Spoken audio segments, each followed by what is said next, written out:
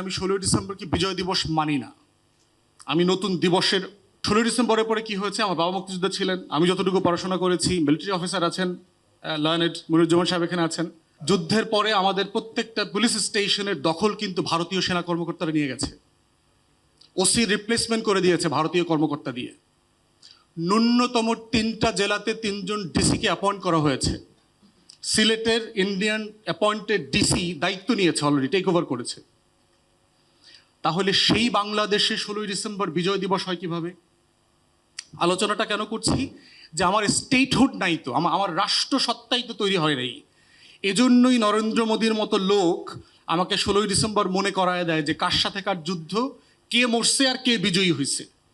যে কারণে আমার সেনাপ্রধানের সাথে যখন ভারতের সেনাপ্রধানের মিটিং হয়, ভারতের সেনাপ্রধানের মিটিংয়ের পিছনে সারেন্ডার সেরিমনির ছবি লাগানো থাকে।